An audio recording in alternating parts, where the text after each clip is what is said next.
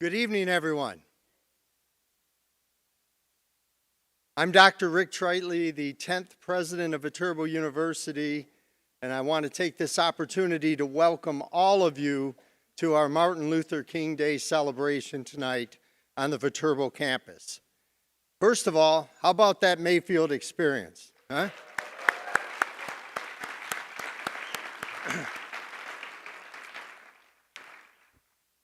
We're so happy that you could join us tonight. You've overcome the frigid temperatures that January brings, and you've made the decision to come here in person, to be part of a community as we celebrate this amazing day. And I think that's the way Dr. Martin Luther King would have wanted it. He would want us to get out of the house, to get together, to discuss tough issues, and to celebrate. And that's what we plan on doing this evening. Before we get started tonight, I'd like to welcome a couple of special individuals who are with us tonight. First of all, the mayor of La Crosse and a Viterbo alum, Mayor Shondell Washington Spivey. Shondell.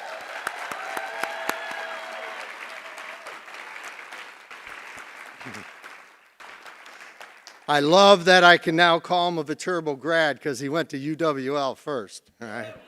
Yeah. And then also joining us tonight is the Chancellor of UWL. That's Dr. James Beebe. James, thank you for being here.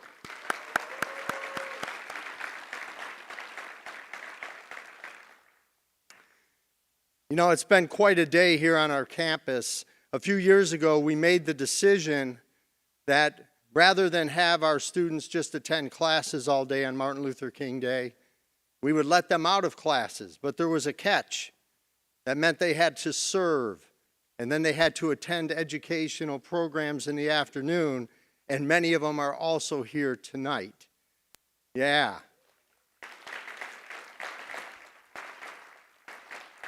This morning, I'm very proud to report we served at 11 different locations across the entire city and throughout the Cooley region. Over 140 of our students participated. Amazing. We're so very proud of them.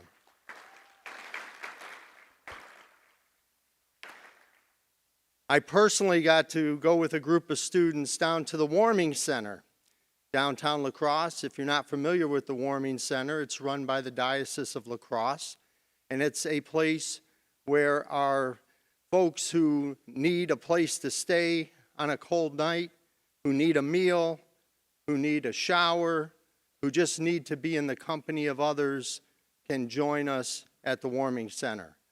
And last night it was freezing, as you know, so when we showed up this morning, we had a lot of work to do. All right, we cleaned showers, we cleaned bathrooms, we cleaned the kitchen, we cleaned the sleeping areas, we vacuumed, and we were so excited to do it because you know what?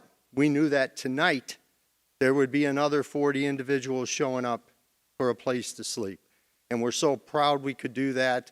And I just ask all of you to keep them in your prayers tonight on this cold winter's night when we know that there are people outside suffering as we speak and celebrate here tonight. And then, like I said, this afternoon we had some great educational opportunities on campus. We had members from the Franciscan Sisters of Perpetual Adoration come and share the story of their recent donation of land back to the Native Americans in Wisconsin. Just an incredibly powerful story. Good job, sisters.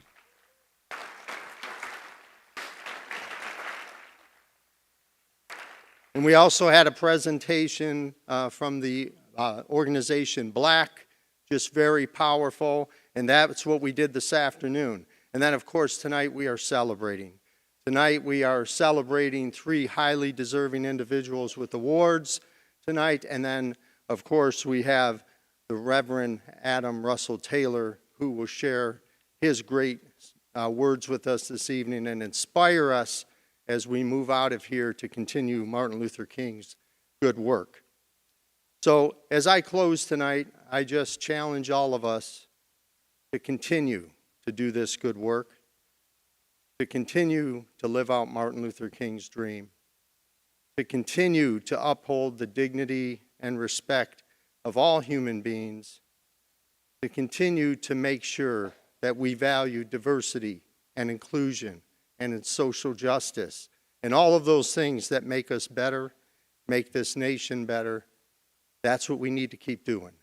So with that, I'm so excited to get our program started tonight and so happy that you are here. So as we like to say here at Viterbo with our Italian heritage, pace bene, peace and all good. God bless all of you. Enjoy the evening. Thank you.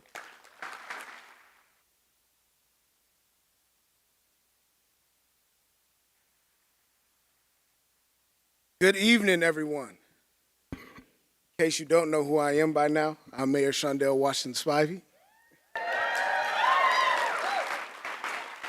Before I begin, I just want to say I am so just honored to be here in this capacity. I've served on the Martin Luther King Jr. Committee for many years.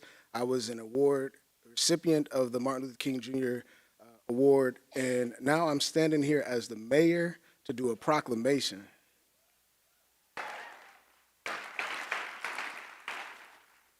Before I do that, I want to just kind of speak a few words to you all today. So today we gather to honor the life and legacy of Dr. Martin Luther King Jr., not only as a historic figure, but a moral voice that continues to challenge us, guide us, and call us forward. This amazing leader has brought many different communities together to love each other, support each other, and most importantly, to stand together against injustice and to stand for what is right. On my wall in the mayor's office, there's a picture and a quote that says, "True peace is not merely the absence of tension, it is the presence of justice." This is there to remind me that true peace cannot be achieved through mere silence and non-action, or with the absence of conflict. True peace requires a proactive stance against injustice and a commitment to creating equity for all. It is very easy for us to forget what it took for us to get here today, and for what they have experienced, our ancestors have experienced, for us to have the enjoyments that we have today. But the blood, sweat, the tears, the fight for justice and equity is not over, unfortunately. And I'm gonna try this exercise. If you know me, you know I'm a pretty interactive guy, right? So I'm gonna need everybody to stand up for me. For those that are able.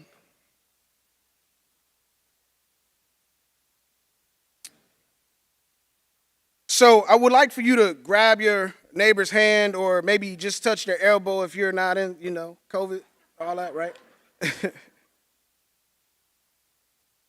There's an old song that used to be sung during protest. And as you all are interlocked, I just want to say the few words which says, "Standing hand in hand, we shall overcome. Walking hand in hand, we shall overcome. We shall overcome. We shall overcome someday." When you look around this room, feel free to look around the room. Our nation and our community is calling on us for to be in a place of strategic action.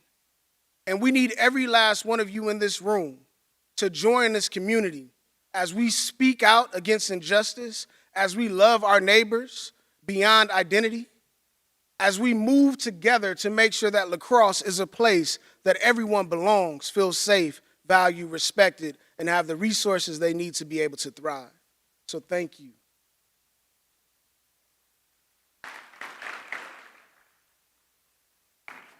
Now here's the fun part. All the whereases.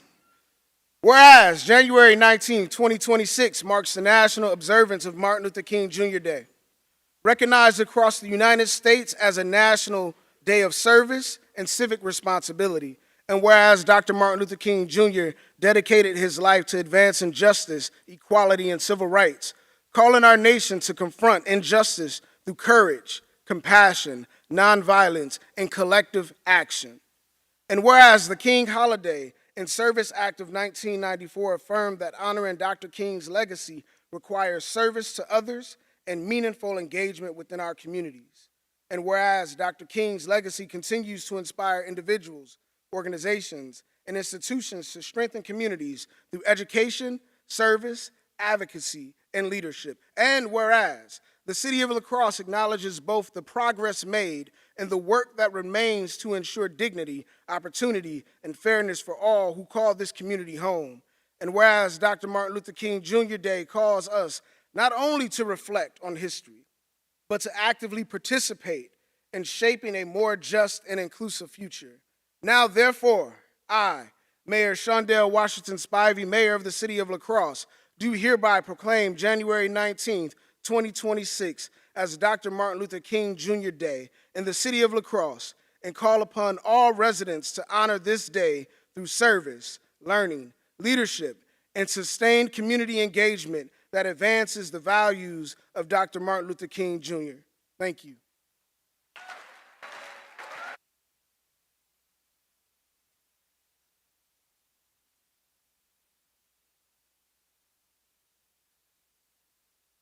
Ani chatwira haipi.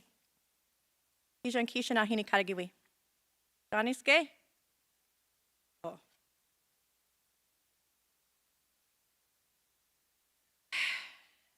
Janiske hashanakwi. Pochangra rajra choninashi winga hinkaidena. Kunchi hikrachi jawawaje.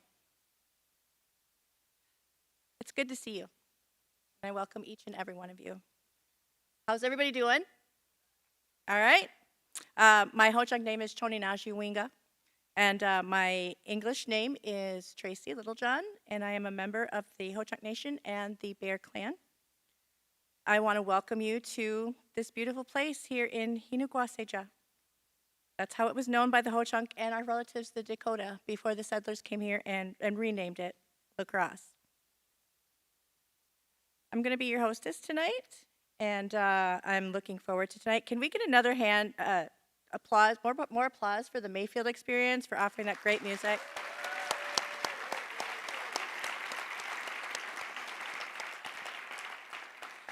And then, of course, could you please make sure your cell phones are silenced? So we're going to have a few awards tonight, and then we're going to hear from our keynote, and then a call to action at the very end. The committee would like to express our sorrow for the recent passing of Linda Blackman Lowery.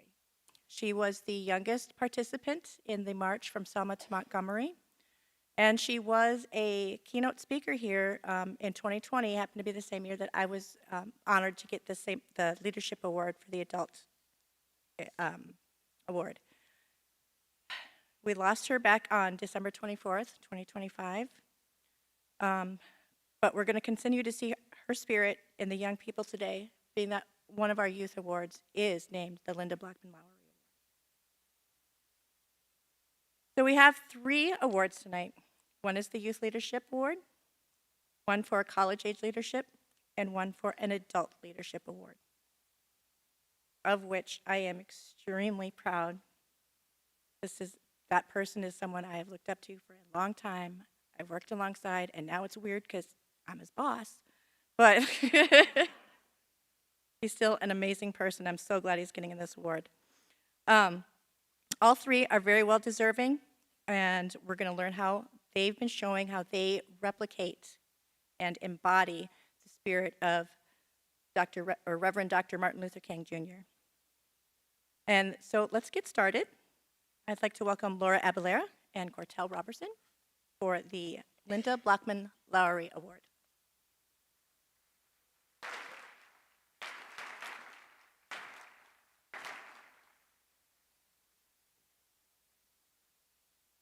The Linda Blackman Lowery Award recognizes a local high school student who embodies the spirit and principles of Dr. Martin Luther King Jr.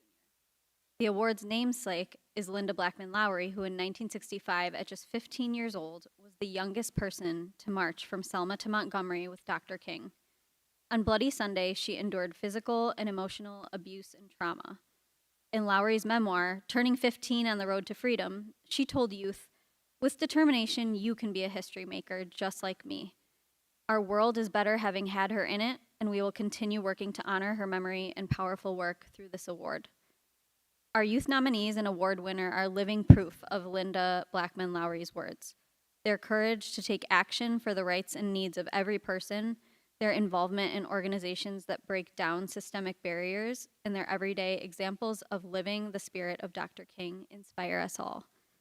This year, we'd like to pay special honor to Dr. Blackman Lowry as she recently passed away after an impactful life.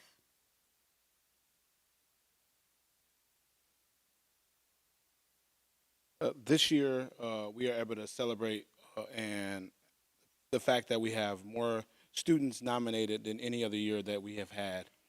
This year, there were 13 nominees, and we would like to recognize all of the nominees for their commendable efforts. When I call your name, if you're here, please stand and remain standing until all nominees have been named so we can applaud your efforts. First up, Ava Bowman, grade 11 at Central High School. Chloe Jury, grade 9, West Salem High School. William Flatmeyer, grade 12, Aquinas High School. Diogene Malone, grade 11, Central High School. Imaya Martin, grade 12, at Central High School. Brock Needham, grade 11, from Holman High School. Emma Ramos, grade 10, from Logan High School. Reuben Smith, grade 11, from Central High School. Malik Thomas, grade 12, at Onalaska High School. Dose Tinoku Vasquez, grade 12, from Sparta High School. And Nuku Yang, from grade 12, from Onalaska High School. Thank you for your contributions to your community. I think we all appreciate you. As an educator myself, I definitely appreciate your efforts. Now everybody please give them a round of applause.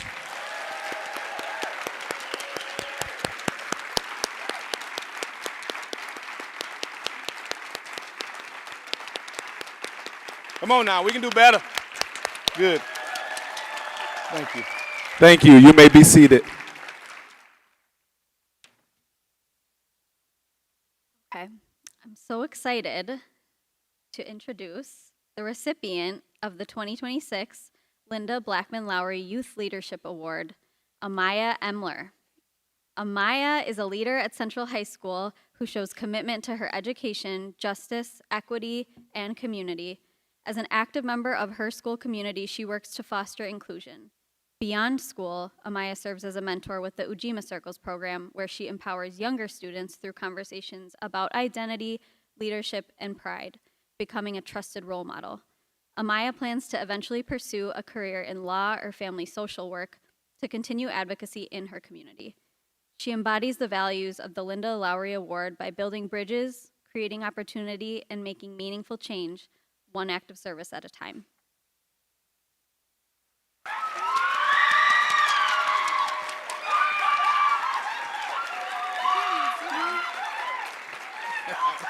We'll read Amaya's award. So the award says, it's presented to Amaya Emler, an empathetic young leader who embodies care and connection through mentorship, service, and advocacy for a just world. Congratulations, Amaya.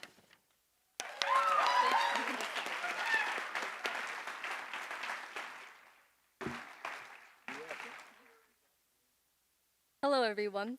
I am Amaya. I stand before you here today, honored to have received this year's Linda Blackman Lowry Youth Award. Before I continue with my speech, I'd like to take a moment to honor Linda Blackman Lowry, as she was the youngest person to take part in the entire march from Selma to Montgomery, and has recently died, unfortunately, at the age of 75 on December 24th of 2025. Receiving this award reminds me that small actions matter. Talking to someone who needs support, helping younger students, or giving your time to your community can make a real difference. First, I want to thank the organizers of today's event and the people who chose me for this award. I also want to thank my family, teachers, mentors, and community members who have supported me and encouraged me to keep going, even when I didn't always feel confident in myself. I would like to thank a few leaders out of the many that have and continue to leave an everlasting impact on who I am today. The people are Cortell Robertson, Shondell Washington Spivey, and Akeem Lloyd. These three incredible people have guided me, believed in me, and helped shape the person I am today.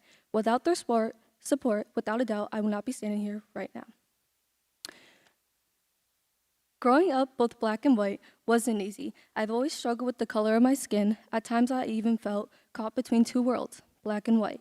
I was always told I was too dark to be white and too light to be black. It has taken me 16 years to realize I do not have to be just one. It has taken me 16 years to realize I am who I see myself as and not how others describe me as.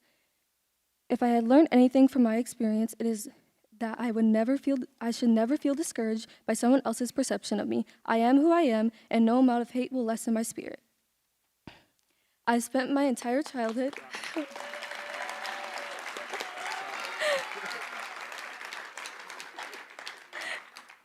Thank you. I have spent almost my entire childhood accepting who I am and the color of my skin. Martin Luther King Jr. once said, "I have dreamed that one day little black boys and girls will be holding hands with little white boys and girls."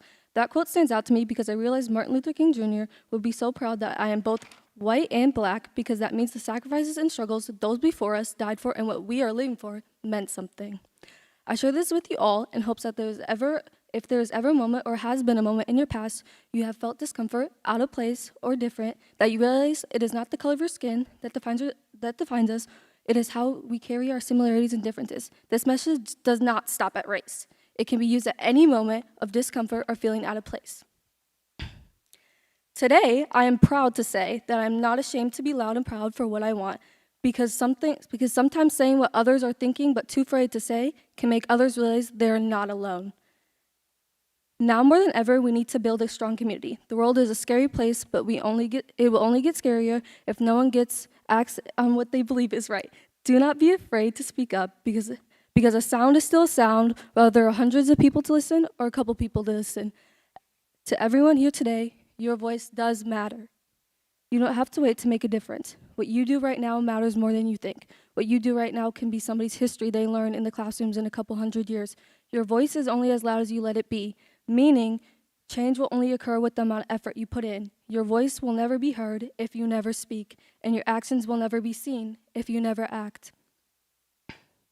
So don't expect change if you didn't do anything to make a change.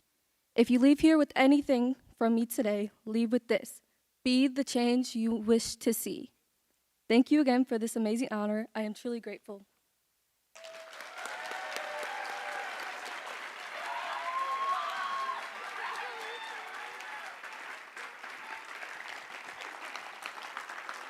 Now we're going to bring back up Mayor Spivey on behalf of the Martin Luther Jr. On behalf of the Martin Luther King Jr. Community Celebration. We would like to present Amaya with a $500 scholarship. Congratulations. Thank you for your contributions to your community.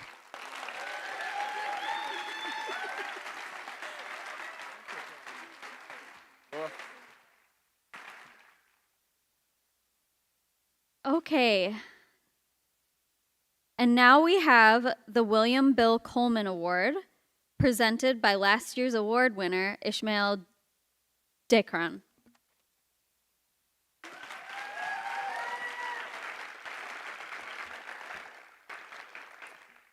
Good evening. This award is named for William Bill Coleman, who was a giant presence in the lacrosse community. His work as an art teacher and a coach, as a father and a husband, and the way he lived his life. The William Bill Coleman Leadership Award recognizes an individual who embodies the spirit of Dr. Martin Luther King Jr. and demonstrates exceptional leadership either on a college or university campus or within the community. The purpose of this award is to recognize an undergraduate student at a college or university or an adult at a high school who has shown a commitment to building community, enhancing diversity, and working for justice. Courtney Chamber is a transformative student leader whose empathy, courage, and energy has significantly shaped our campus community. She brings warmth and connection in every space she enters, building trust quickly and leading through authentic relationship. At Weston Technical College, Courtney has shown exceptional commitment to our community building and justice-oriented leadership. As student government vice president, she expanded her advocacy and strengthened her impact. As a Western student ambassador, she created a free meal initiative that continued to support students facing hunger. She has balanced multiple jobs, attending community planning meetings, launched one of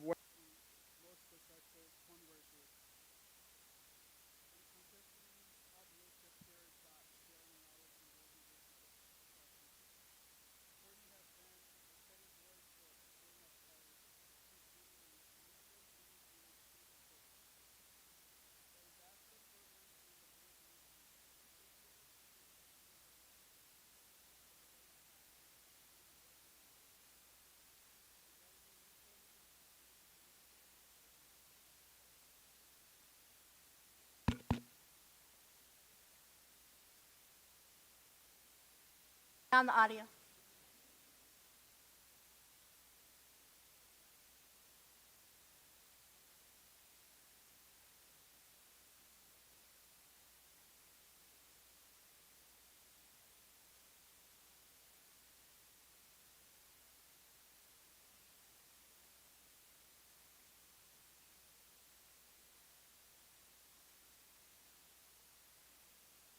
Mike. Okay. Courtney has been a steady voice for students of colors, contributing to numerous initiatives through the space, the ambassador program, and the basic need team. This year, she plans to deepen her work with the space by enhancing student government engagement, developing new programs, and creating community building spaces. Her intuition, active listening, and willingness to lead by example makes her trusted presence across campus. A defining moment in her journey was her ambassador speech at the Lacrosse Center, where she shared her story with honesty and strength, captivating the entire audience. Courtney embodied international community center leadership, humble, relational, and deeply committed to uplifting others. She is also the kind of friend who brighten other days simply because she cares. Her presence lower barriers, foster belonging, and reflect the value Western strive to uphold. Courtney's leadership is rare, genuine, and transformative. Her impact will continue to grow long after she leaves Western, simply because community becomes better when she is a part of it. Tonight, we are proud to honor this young lady who exemplifies these values. It is my pleasure to present the William Bill Coleman Leadership Award to Courtney Chamber.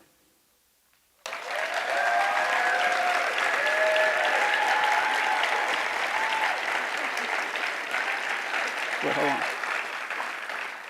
Oh, I'm sorry. This award says Courtney Chamber, obviously, for inspiring connection, championing inclusion, and transforming life through mentorship, volunteerism, and advocacy. Here you go, Courtney.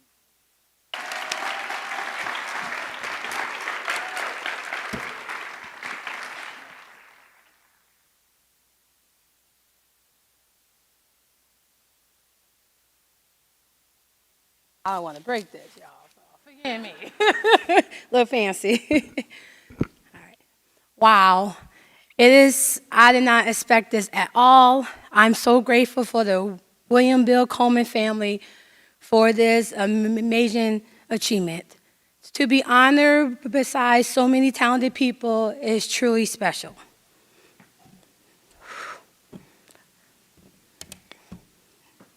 I'm deeply humbled to accept this recognition tonight. Thank you for this incredible honor. To my associates, mentors, and countless supporters who share this journey with me, this award belongs to all of us. This award is not just for a single success, it is a testimony of outgoing struggles for the world where every single person is afforded in the same diversity, rights, and opportunities. For me, social justice has always been recognized that our freedom is tied together. It means actively working to undo systems that privilege some while downgrading others. I think of the community where I grew up in and the strength I saw every day. That strength fueled my belief that we must fight for equity and not separate idea, but as a living trust for everyone. True equity is not about equal opportunities. It is about fair outcomes, ensure that complete barriers are removed so everyone can be truly win. Let us not this moment as just to celebrate, but to commit ourselves of the works ahead. I would like to call for Lacrata Claiborne, Special Olympians Instructor Officer. I want you to treat everyone like they're important in a way that you wanted to be treated. This reason I chose this quote is because I was raised to treat people like they are important and they deserve respect how I want them to treat me. So it goes both ways. Let's keep marching forward together until justice truly flows like a water, fairness like a mighty stream. I would like to end with this quote from Dr. Martin Luther King Jr.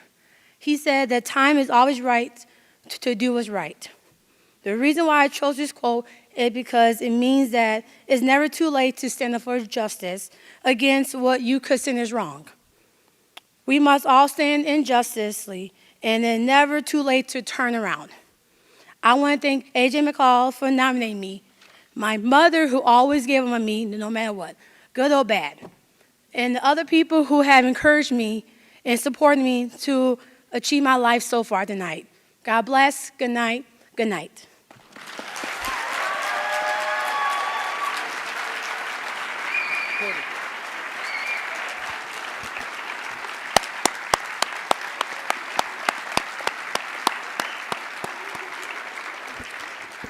All right, as the old tradition goes, if you see me out here, you know what's about to happen.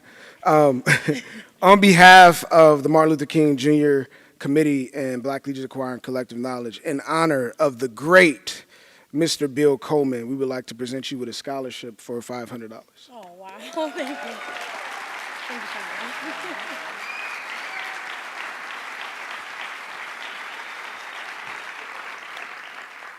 Please help me welcome the 2025 Dr. Martin Luther King Jr. Adult Leadership Award recipient, Henry Greengrass, to the stage.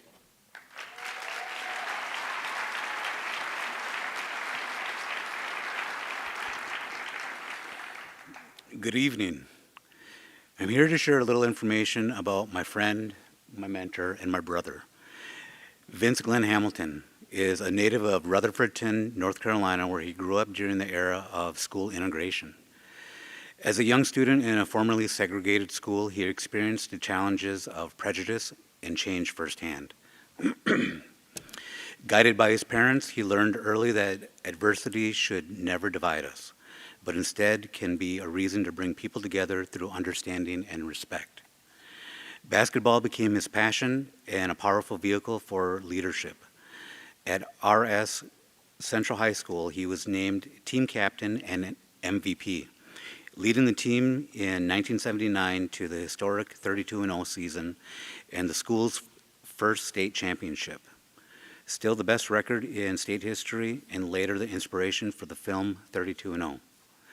He went on to earn a scholarship to Clemson University, where he served as the team captain, became one of the finest all-around players in program history, was named Athlete of the Year, and was included in the Clemson Hall of Fame.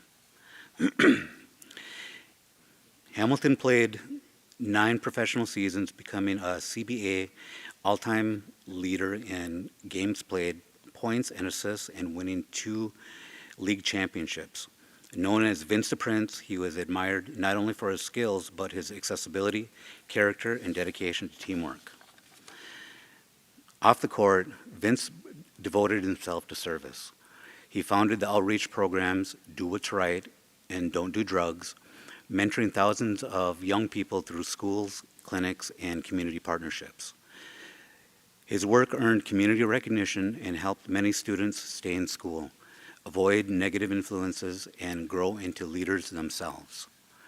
After basketball, He continued his impact through coaching, business leadership, and education, including decades of volunteer coaching, nearly 20 years serving the Ho-Chunk Nation, and leadership roles with numerous community organizations. Today, he is the owner of Together to One, where he serves as the chief in services to others. Above all, Vince believes that every life should have redeeming social value, rooted in helping others. His mission remains simple and powerful, to bring people together in unity and oneness. It is with great honor I welcome Vince Hamilton to the stage.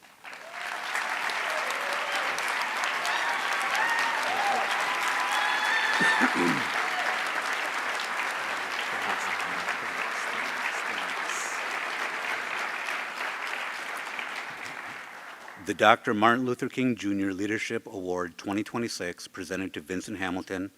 His steady, heartfelt leadership has created tangible and systemic positive change in the greater La Crosse area, especially in the lives of Indigenous and Black youth.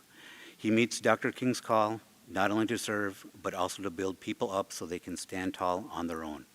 Presented January 19th, 2026 by the MLK Junior Community Celebration Committee. Thank you.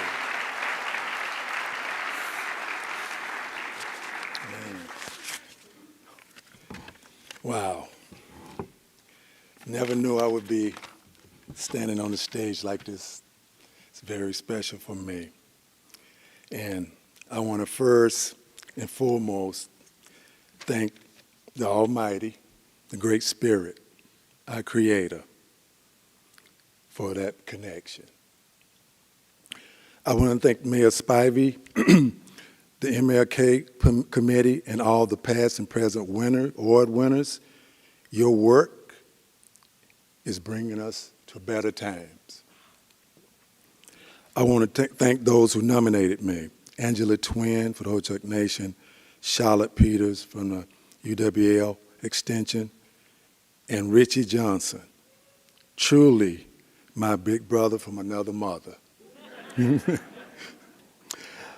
I want to thank all of those who've been a big part of the village that made me, the good people from Rutherfordton, North Carolina, Clemson University, the La Crosse and Cooley region community, the YMCA, Black with Antoine right now, BGC, the DARE program, and the Ho-Chunk Nation.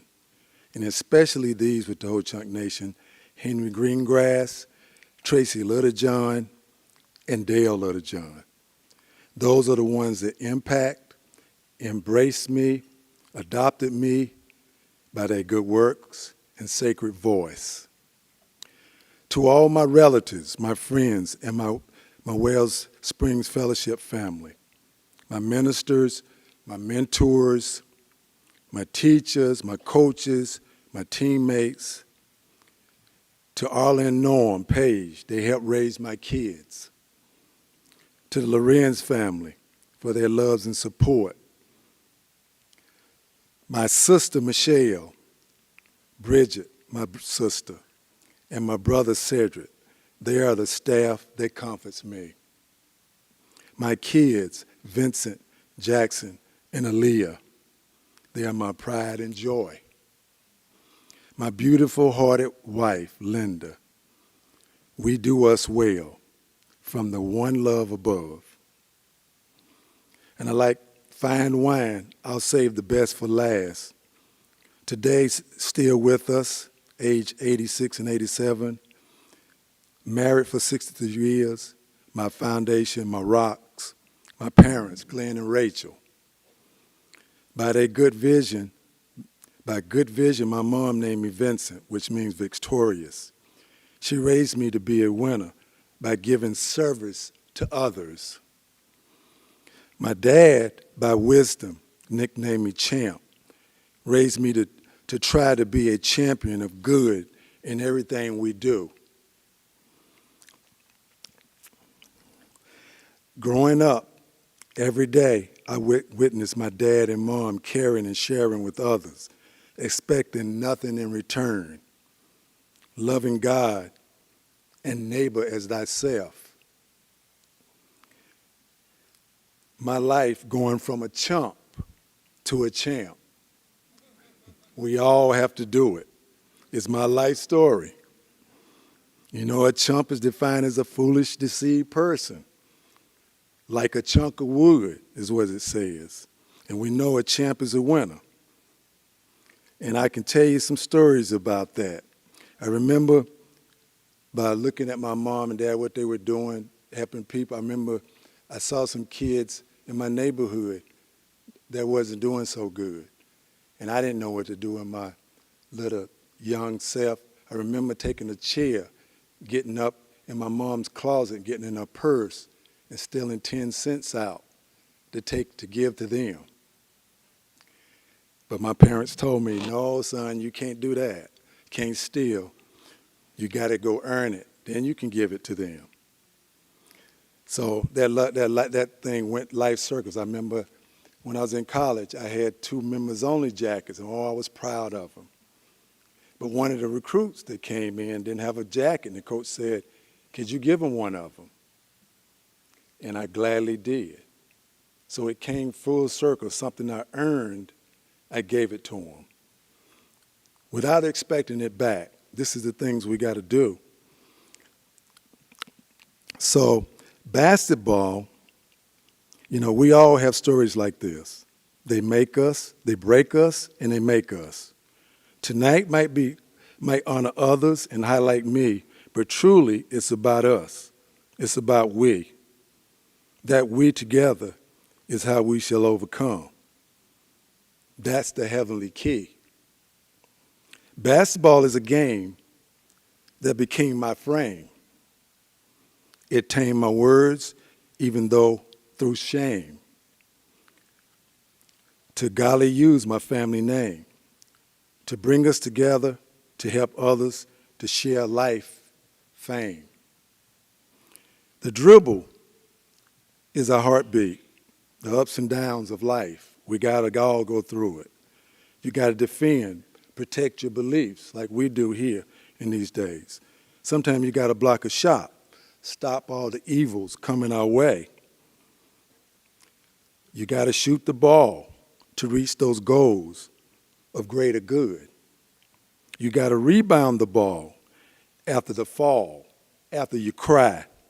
We gotta get back up and we gotta try. The steal, you gotta steal the ball, take it away, to steal their hearts for a better day. You gotta pass the ball, assisting others by service to win as a part of the universal dream team. Today, our villages, towns, countries, worlds, and communities are faced with a history of human hurt, our collective hearts. We must not fall for the deceptions and the lies that are pressed upon us, but keep our eyes on the paradise prize. Whether it is him, her, or them, we together have the will to heal our broken hearts. It starts and ends and begins again by a better connection with our Creator. Together, loving our Creator with all our hearts, minds, and souls, and loving our neighbor as ourselves. Becoming what I term as sistos, more chiefs in service to others. Where growing our souls takes precedence over all things. To serve one is to serve all. Oneness should be our first lesson in life. Dr. King had a dream to let freedom ring. Today, we are that dream. Together, we are the universal collective team of love, family, unity, and oneness. That'll make our world it's up to us to make this place a better place because we have all in here lived in it. A place where there is no more discrim in the nations. Diversity, equity, inclusion, and justice will be summed up by oneness. How we respect and treat one another. We all have something good to bring to the table in our circle of life. And as Lion King, the movie, the great movie story goes, together as part of our creation, we must remember who we are, the human family, to restore our human home, the Pride Lands. And we not only got to restore Plymouth Rock, we have to restore Pride Rock. That's all of us. I'm going to leave you with this tonight. There's a song that always resonated with me as a young man, young boy, and that song was by Diana Ross. And I just met Dodie, and I said, I want you to sing this song with us tonight. I'm never going to be on the stage again like this, you know. And that song was by Diana Ross, and it was called Reach Out and Touch Somebody's Hand. Make this world a better place if you can. Now, that should be we can. So I want to sing that with you guys tonight before I leave. And I want to thank you all from the bottom of my heart after this song. You all are in my heart. Everything I do on the court, off the court, is because of you. And likewise, I know you do the same. We got to do this with more people. This is the only way we're going to catch ground and do better in this world. So, Dodie, yes. Reach out and touch somebody's hand. Make this world a better place if we can. Now sing with us. Reach out and touch somebody's hand. Make this world a better place if you can. One more time with feeling. Reach out and touch somebody's hand. Make this world a better place if you can. Thank you, guys. Thank you, guys.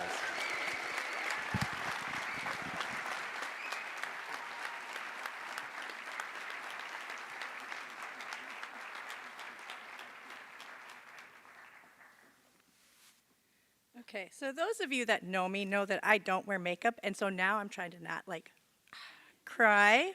That was amazing, Vince. He told me this is one of the most important things that ever happened to him. And he's one of the most important people that ever happened to me. All right, so let's have another round of applause for all of our winners.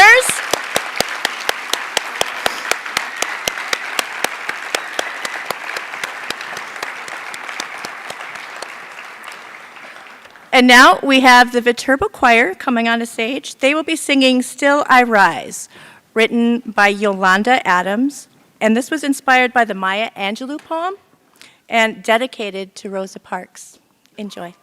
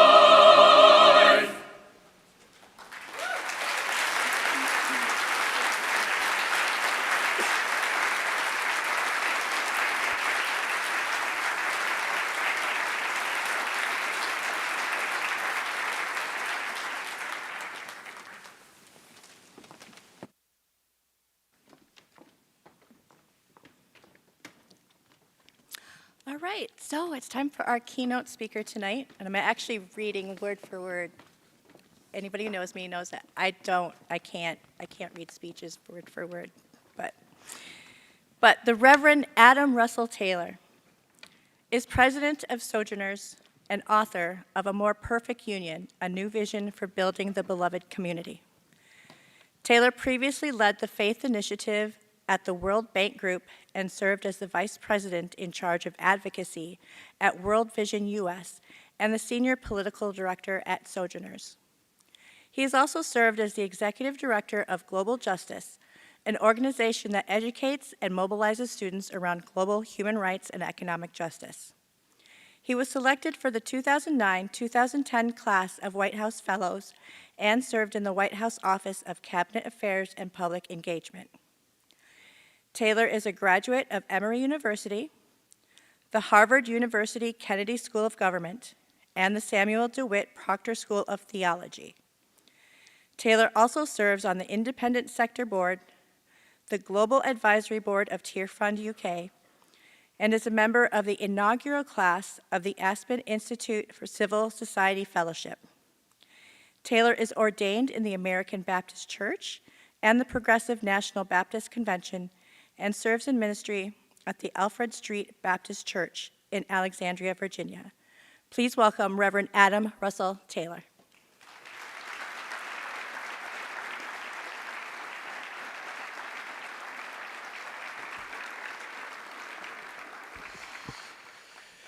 Good evening. It is a joy and an honor to be with you this evening. And first and foremost, I just want to thank all of the hosts at Viterbo University, all of the committee that helped make this Dr. King celebration possible, for the invitation to be here tonight. Now, I'm a little salty because it's probably the coldest night I've ever felt. But I'm grateful that you are here. You have braved the cold, and we're braving it together. I also am grateful you're here because I know for anyone who are college football fans, I am standing in the way of you and the National College Championship game. So I will try to let you get there to see as much of that as possible. I don't know if there's any Indiana fans or Miami fans in the house. All right, I hear you. I see you. So I'm really grateful to be here, and I really want to give a heartfelt congratulations to all of the awardees tonight. Can you join me in congratulating again Courtney, Vincent, and Amy?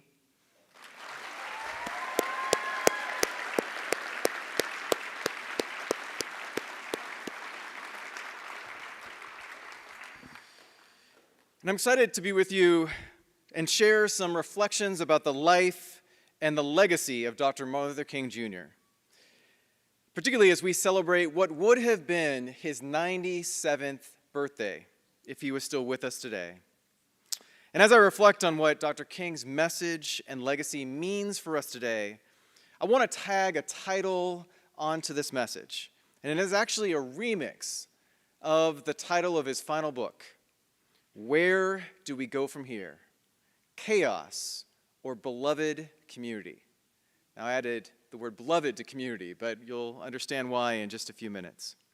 First, just a few words about me. I, as you heard, have the honor of serving as the president of Sojourners. We are an ecumenical Christian organization, which just means that we work with and inspire and mobilize Catholics and mainline Protestants and evangelicals and Black Church and Peace Church, and work in concert and coalition with people of other faith traditions as well. We have a publication arm that writes about the intersection of faith and politics, and you can learn more about that at sojo.net. And then we have an advocacy and mobilizing arm that works on everything from voting rights to economic justice and much, much more. And you can learn more information also at sojo.net about how to engage in action with us. Just out of curiosity, how many of you have ever read anything by Sojourners? Any of our posts, messages? All right, well, I invite all of you to learn more and hopefully find some content that could be food for your soul. I also am the author of a book that I think is going to be sold outside. I'm not here to pub my book, if you will, but I did at least want to make you aware, and I'm going to be drawing some of this content for tonight's address from my book. It's called A More Perfect Union, A New Vision for Building the Beloved Community. And so I certainly be happy to have you get a copy now or later, and hope it can be a source of inspiration as well. For most of my youth, I thought that I was born in the wrong era. You see, I was born in the shadow of the civil rights struggle. My black mother and white father made the controversial decision to get married to each other in 1968, just a year after interracial marriage was legalized in this country through a case called Loving versus Virginia. At that moment, in 1968, it was a tragic turning point, an inflection point in our nation's history. You may already know or have heard that it was the year that Dr. King was assassinated while supporting sanitation workers in Memphis, and was literally shot on the balcony of the Lorraine Motel in Memphis. It was also a year where our nation was embroiled in many riots, and we started to see some of the backlash to some of the gains of the civil rights movement, particularly the 64 Civil Rights Act and the 65 Voting Rights Act. My parents instilled in me two strong convictions. The first is that my generation, Generation X, inherited the unfinished business of the civil rights movement. In other words, that movement baton was passed on to my generation. They also instilled in me this strong belief that my diversity as a biracial black man was a source of strength and not a source of weakness. But in a much deeper and broader sense, they instilled in me a conviction that our nation's growing racial and religious diversity represented a true strength and not a liability. And I believe that there has been, as we look at the breadth of our history, a tug-of-war between those that have argued that our nation's rich and deep diversity represents something to be feared rather than something to be celebrated.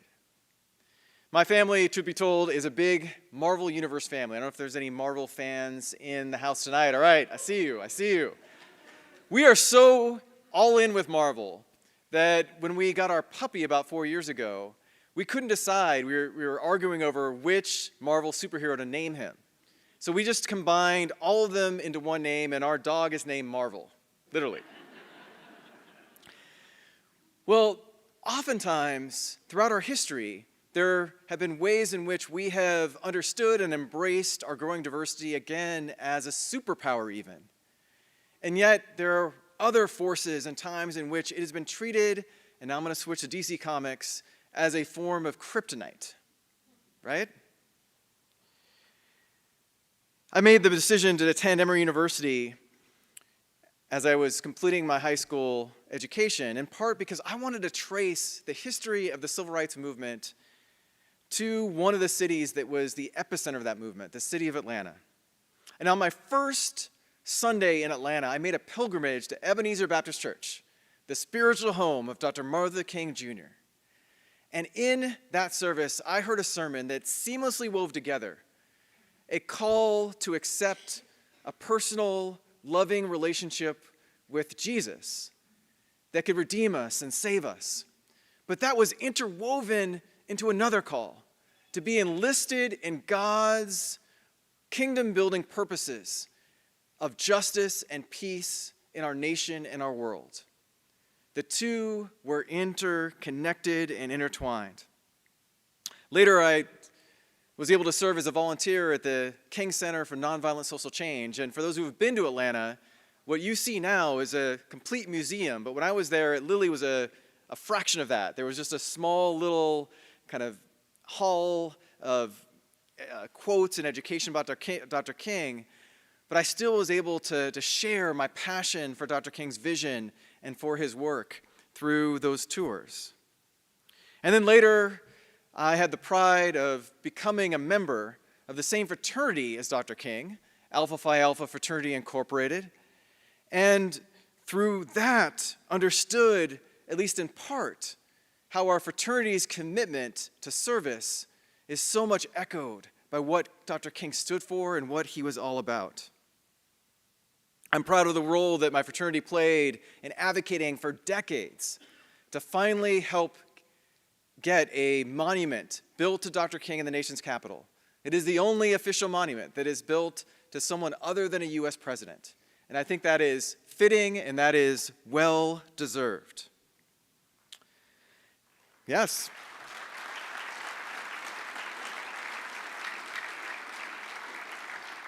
And so, yes, I admire and I have learned a great deal from Dr. King. And perhaps that is why, as we approach the Dr. King holiday each year, I am filled with a sense of anticipation and excitement. But if I'm really honest with you, I am also filled with a little bit of anxiousness and sometimes even disappointment. Because some of the ways that we celebrate the Dr. King holiday do not always live up to the full breadth and depth of his vision and for what he stood for. Every Dr. King holiday, I think we should be reminded just how prescient and how prophetic Dr. King's message was. How astutely and courageously he diagnosed the crises and challenges facing our nation and world. And sadly, the degree to which we are still facing many of these same ailments and challenges today. It's also easy to forget just how unpopular Dr. King was before he was tragically assassinated.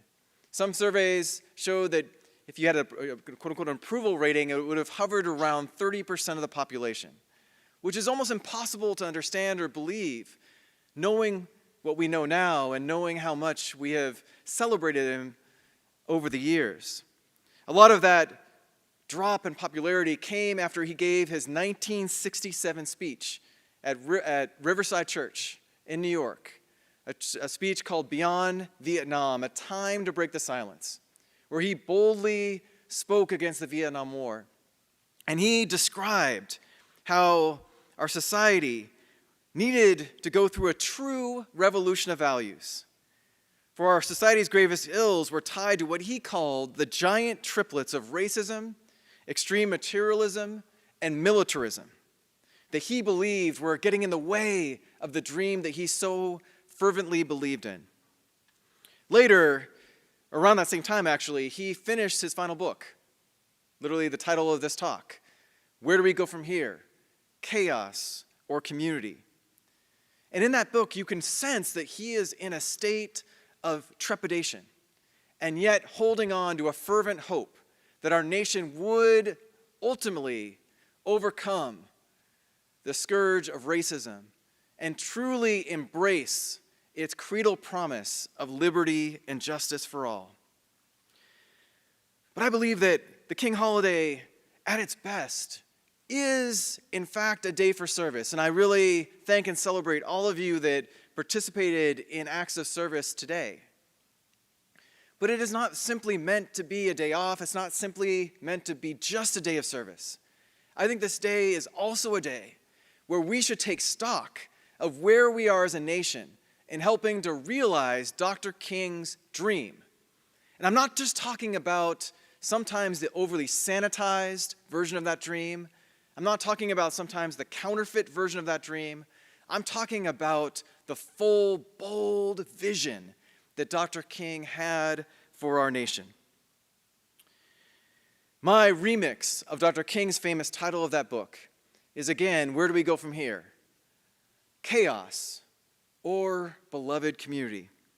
And when we look at our nation today, sadly, we are seeing many signs of continued chaos that are often tied to a deep polarization that is seeped into our body politic and that inhibit the realization of Dr. King's dream. The polling firm Pew reports that polls show that not only do the majority of Americans today dislike and distrust Americans of the opposing political party, we have literally reached a state in our country where the majority of Americans say they hate and have contempt for people of a different political party and ideology. And instead of saying that they want to persuade those they disagree with, the majority say they simply want to defeat them and punish them. That, beloved, is a dangerous place to be as a country. And it flies in the face of the ethic of agape love that Dr. King believed in so deeply. He said that only love was the power that could turn an enemy into a friend. Jesus, in my own faith tradition, calls us to love our enemies, to bless those that persecute us. And I know how hard that can be, particularly in our current day and age. But I believe it is a transformational force, particularly in our current politics. We're also seeing the chaos of so much of the divisions that are fueled by many forces, from social media algorithms to growing and often egregious economic inequality in our country, to a political system that too often incentivizes and rewards vitriol and extremism. Yes, beloved, we seem to be stuck in a cold civil war that turned hot with a violent insurrection at the Capitol on January 6th in 2021. An increasing number of Americans even believe that political violence is justified to get our country back on track. Civil rights protections are sadly being dismantled across our federal government, literally as we speak. Mass shootings and gun violence have become the #1 killer of young people in America today. And the aggressive, violent, and I believe often unlawful mass deportation tactics of this administration have turned cities like Minneapolis, which I literally just came from today, into battlegrounds. On Friday, a federal judge even compared the brutality of ICE in Minneapolis, but we saw this in DC, we've seen it in Chicago, we saw it in LA, to the violence and brutality that nonviolent protesters faced in Birmingham during the height of the civil rights movement. And that judge has ordered an injunction to stop ICE from using excessive force against protesters. And we can have a healthy debate about immigration enforcement, but I firmly believe we cannot deport our way into public safety, and that we as a nation are better than this.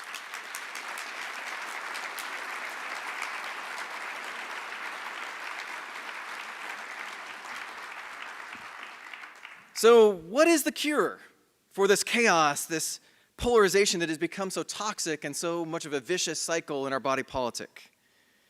What is the cure to some of the attacks on our constitutional freedoms and even our democracy itself?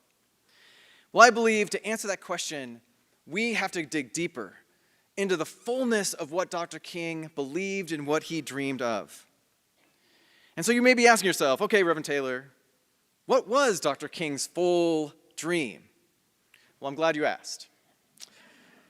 Because I know it can be tempting to reduce Dr. King's dream to his famous I Have a Dream speech, a speech that I love, specifically to the 32-word expert that has become so well known, where he said, I have a dream that my 4 little children will one day live in a nation where they will not be judged by the color of their skin, but instead by the content of their character. But here is the problem. Too often, those words get lifted out of context, lifted out of the breadth of what Dr. King says in that speech. And just like I get frustrated with preachers and ministers that take text in the Bible out of context to then justify whatever argument they are trying to make, that is an easy way for you to be conned. We have to understand the breadth of even the I Have a Dream speech, as well as the breadth of what Dr. King stood for. And so I want to share a little bit more about what he had to say in that speech, where he called our nation to make real the promises of democracy and to make justice a reality for all of God's children. And an often overlooked part of that famous speech, King uses an extended metaphor of banking. He asserts the people who signed the Constitution had signed a promissory note to which every American was to fall heir to unalienable rights of liberty, life, and the pursuit of happiness. But then he goes on to say, tragically, while African Americans have been told their check had bounced, King says, we refuse to believe that the Bank of Justice is bankrupt. And as he continues, he builds a vision for our country that offers an expanded understanding of opportunity, one that rejects what is called a limited good mentality. For all you philosophers, you know what that is. It is this mentality that believes that there is only a scarce, finite amount of opportunity. And the more that my group gets, it has to come at the expense of another group.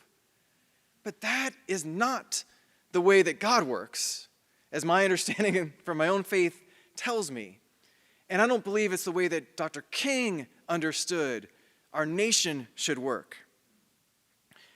Dr. King believed in a moral vision that animated the civil rights movement. And I believe you can't understand his dream without understanding this moral vision that he was constantly referencing in speeches and in his writings. And he described it as the vision of the beloved community. Hopefully it's something that you have heard of at some time in the course of your studies of your life. In truth, the beloved community was like the North Star of the civil rights movement. If you don't believe me, let's go back in time to that moment after Dr. King and so many other untold heroes had their first major victory in the Montgomery bus boycott. After 363 days of sacrifice and courage, of walking to and from work, and from organizing one of the most impressive carpools in our nation's history, they were able to get the Supreme Court to rule in their favor to end bus segregation in Montgomery, Alabama. And Dr. King, as he was reflecting on this moment, said, the end goal of the civil rights struggle is redemption. The end goal is reconciliation. The end goal is the creation of the beloved community. Historian Fred Smith writes that King describes the beloved community as a vision of total interrelatedness. It is a solidarity of the human family because people are dependent upon each other and are knitted together in a single garment of destiny, caught in an inescapable network of mutuality. The Dr. King Center itself says this: the core value of the quest for Dr. King's beloved community was agape love. He said that agape does not begin by identifying worthy or unworthy people. It begins by loving others for their sakes and makes no distinction between a friend and an enemy. It is directed at both. Dr. King was a member of an organization called the Fellowship of Reconciliation, and a theologian named Josiah Royce literally coined the word beloved community. But it was really Dr. King who helped popularize it. It was Dr. King who helped make that into a common vocabulary within the civil rights movement. But I fear that we have lost some of that connection to that beloved community vision. And I would argue that it is a shame, because that beloved community vision could be some of that glue that could bind us back together as a nation. But to do that, we have to reimagine and recast the beloved community for what it means for us today. We have got to put it in some new language, building on what Dr. King understood it to be, which included, again, this commitment to agape love, a kind of selfless and sacrificial love, a commitment to nonviolence, a commitment to equality, and so much more. So I want to share with you my 2026 remix of what the beloved community is all about. This is my most succinct definition. The beloved community is creating a La Crosse, Wisconsin. It is creating a nation where neither punishment nor privilege is tied to our race or ethnicity, our religion or our gender. It's not tied to our ableness or our sexual orientation. It is about building a La Crosse and a nation where everyone is equally respected and everyone is equally valued, and where everyone is enabled to thrive. Amen. In my tradition, that's what we say, right? And here's the thing, this is why I love not just this definition, but this whole vision of the beloved community. It has not been co-opted by left or right or the binaries, broken binaries of blue and red. It combines a more conservative emphasis on community and responsibility with a more progressive emphasis on human dignity and individual rights, protecting those rights and protecting the most vulnerable. It is a vision that isn't just situated in the Christian tradition, let alone the Black Christian tradition, which is my own. It is a vision that resonates in other faith traditions as well. In the Jewish tradition, the beloved community echoes that of the call to tikkun olam, found in the Mishnah body of classical rabbinical teachings, where we gain an understanding of how acts of kindness can be performed to perfect or prepare the world. The phrase tikkun olam is tied to humans' responsibility for fixing what is wrong with the world, including fixing some of what is wrong within us. Buddhism emphasizes the moral law of karma, in which good actions generate positive consequences, and bad actions generate negative consequences. I've learned a great deal from many of our Muslim brothers and sisters who have taught me how the beloved community vision resonates with the Quran. In particular, a friend of mine, Ibu Patel, who's the founder of Interfaith Alliance, describes how the Prophet Muhammad, 12 years into his ministry, while teaching monotheism and mercy, is hounded out of the city of Mecca for choosing the path of cooperation. The prophet then goes to the city of Medina in 622 and creates what's called the Constitution of Medina, a pretty radical pact of cooperation between Jews and Muslims, a pact that literally describes the kind of beloved community ethic that I believe is so important today. And so, in my contemporary remix, I believe that the beloved community is one that starts with our individual actions that then can have a contagious effect and can help lead to greater social and systemic change around us. And so as you hear about the beloved community, think about what resonates with you. Literally, in my book, A More Perfect Union, I try to break it down out of kind of the 30,000-foot level and describe what I call the beatitudes of the beloved community, which include a commitment to what I describe as Imago Dei equality, a commitment to Ubuntu interdependence, a commitment to radical welcome, to dignity for all, and to nonviolence and environmental stewardship. And for the sake of time, I won't have a chance to unpack all of those. But I believe that each of these provides building blocks for how we can build the beloved community here in La Crosse and all across this country. But I know that there are many forces that are blocking this vision. I'm not naive about some of the peril that we face right now in our nation, including a critical need in this moment to ensure that every single person, every citizen, is enabled to exercise their fundamental freedom to vote. Dr. King literally gave so much of his life for the cause of civil rights, of course, but also the cause of voting rights. For he understood that he could not fully achieve many other social justice commitments and causes if the right to vote was not secured for all Americans. And we know that we have seen a bloody struggle that literally culminated on Bloody Sunday to try to extend the right to vote to all Americans. And finally, that took place through the Voting Rights Act in 1965. I am so grateful that you all just honored Linda Blackman Lowry. I had a chance to be with her 3 years ago in Selma through the Aspen Civil Society Fellowship that I'm a part of. And in that time together, I had a chance to walk across the Edmund Pettus Bridge for the first time.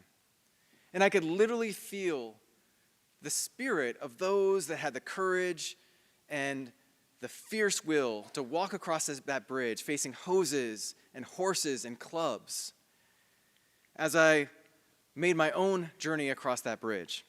Well, we had a chance to meet with her afterward, and she said some words that I'll never forget. We asked her, where did she find the courage as the youngest person to walk across that bridge at the age of 16? And she said, at the end of the day, she didn't feel like she had a choice. She believed and understood that she was doing this not just for her generation, but for her children's and grandchildren's generation. And it broke her heart that so many of the gains that we have made were being eroded and dismantled, particularly after the Supreme Court in 2013, through a case called Shelby versus Holder, weakened a core section of the Voting Rights Act that required states to pre-clear new changes to their voting laws with the Justice Department. And predictably, after that court decision came down, we have seen a barrage of new restrictions, of new barriers that have been erected in 29 different states, including some in the state of Wisconsin, that may be more subtle and sophisticated, but still have the same intent to try to make voting more difficult for certain populations, particularly black and brown voters, elderly voters, and young voters, including many of you in this auditorium. They include things like new voter IDs, restricting the number of polling sites in certain communities, purging voter rolls, and in some cases, intimidating voters or spreading disinformation to voters.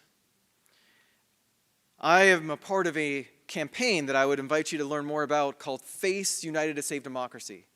It's a campaign that started after the 2013 decision because we believe that the very legitimacy of our democracy is tied to every citizen being able to easily exercise their freedom to vote.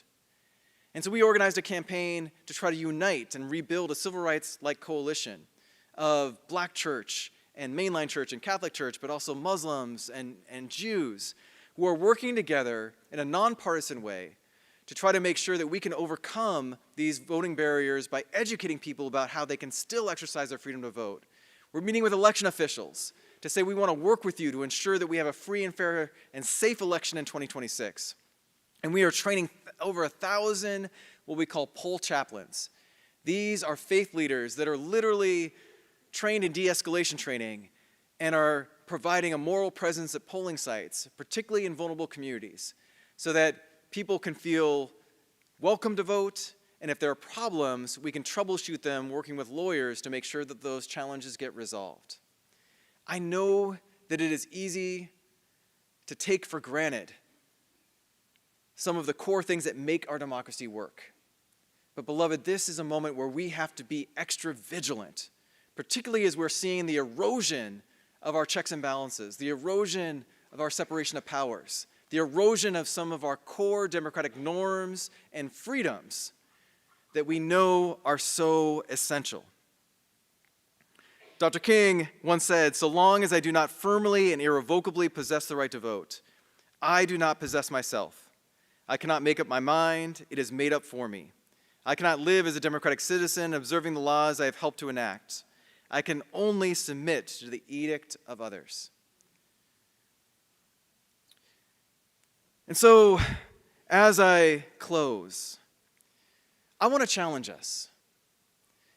Challenge us to again view Dr. King's holiday as a day of service, yes, but also as a day to renew our commitment to civic activism. A day to renew our commitment to realize the unfinished dream of Dr. King.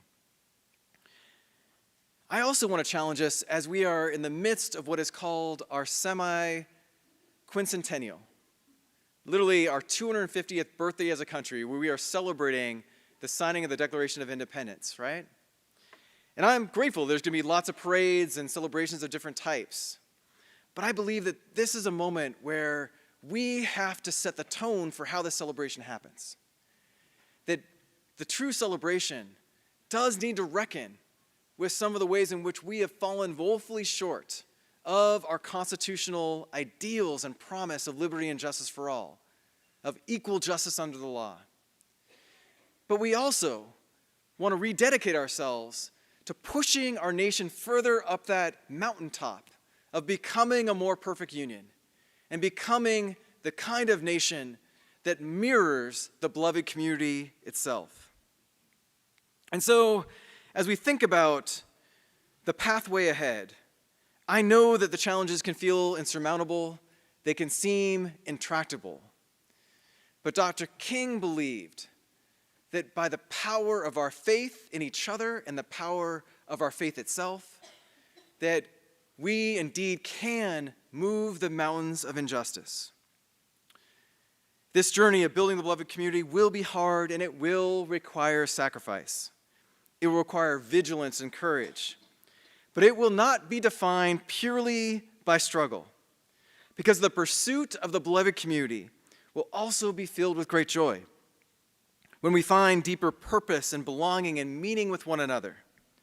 And that is why it is worth pursuing. And so, my question to you is the same question that Dr. King posed in 1967, just a year before he was tragically taken away from us. Where do we go from here? Will we choose the path of chaos? Will we choose the path of cruelty? Will we choose the path of undermining so many of the freedoms and norms that make our democracy healthier? Or will we choose the beloved community? Will we choose to exercise courage? Will we choose, as Congressman John Lewis described it, to get in the way of injustice? And I believe that we all have a different role to play. We don't all have to be at the front lines of the protest. Some of us can provide mutual aid in this moment. Some of us can be engaged in greater acts of service. But what I do believe is this is a time to redouble our commitment to Dr. King's dream and his vision of the beloved community. The brilliance of Dr. King is that he held in one hand the Bible, and in the other he held the U.S. Constitution. And he called us to live into the fullness of the ideals contained in both documents.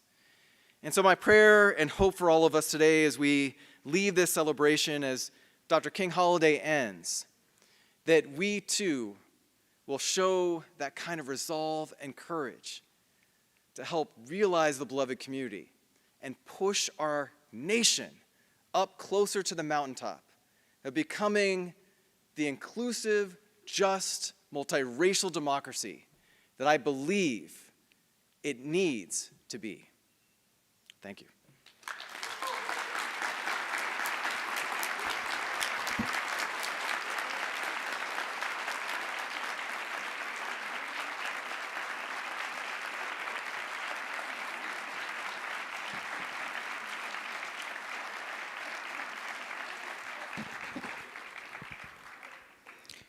Thank you, Reverend Taylor, for those very inspiring words. I think we're all taking that to heart tonight. So I wanted to throw out some of our thank yous.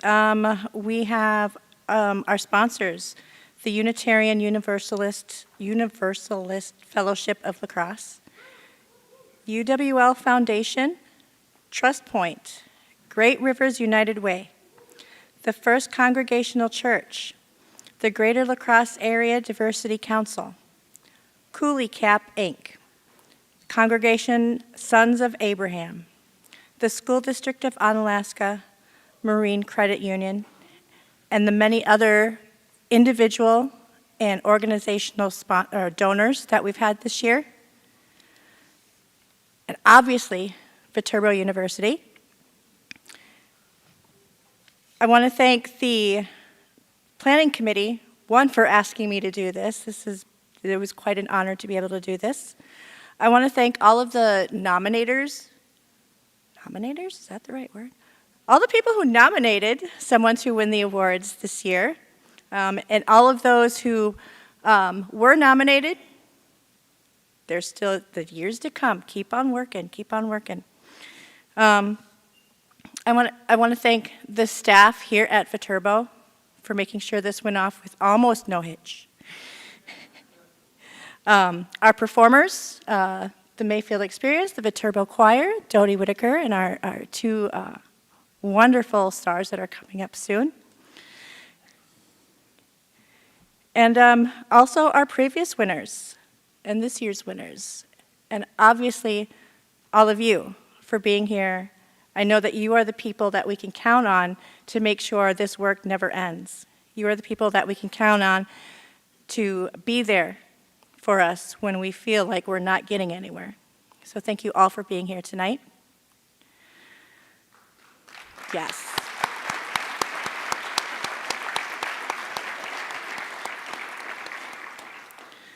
So right now, I would like to ask Estelle and Amira Harris AO to the stage. They're going to be leading us in the Black National Anthem. We're going to let them have the spotlight until the first chorus, and then I'd like to ask all of you to join. I'd also now like to ask all of our previous and current winners, along with our planning committee, up to the stage.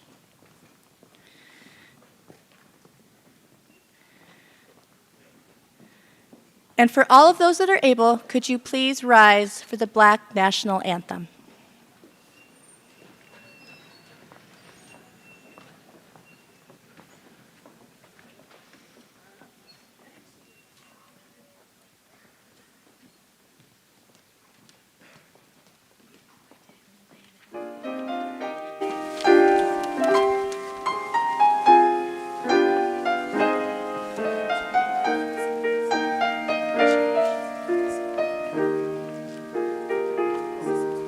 Lift every voice and sing, tiller than heaven ring, ring with the harmonies of liberty. Let our rejoicing rise high as the listening skies. Let it resound loud as the rolling sea.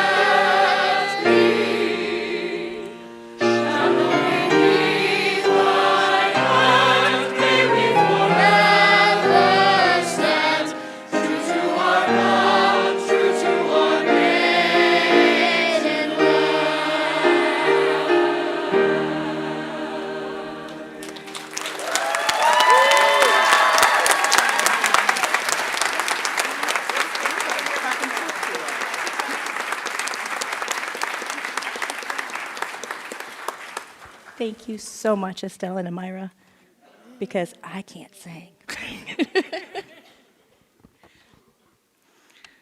So from here, I'm going to give us a call to action.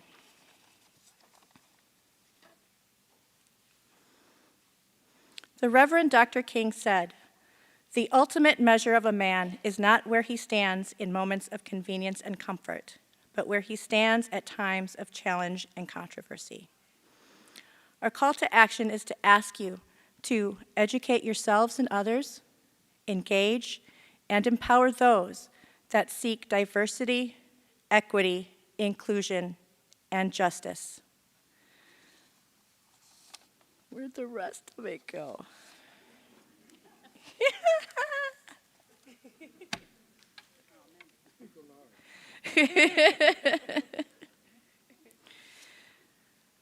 We all deserve to live in a place where we belong.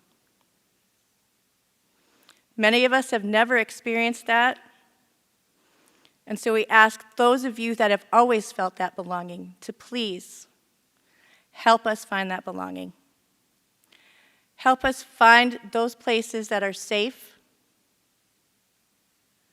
Find the people that will be kind.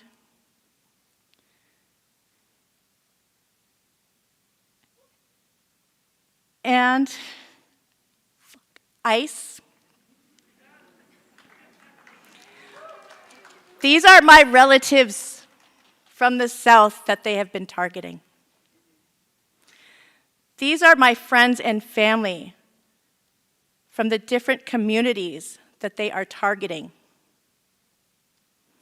They belong here.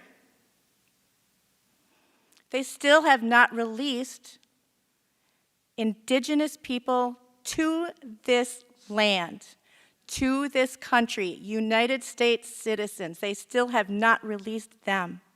This is not a country any of us deserve to have to live in. So please, this is a big year for elections. Every year is a big year for elections, but please make sure you go and vote.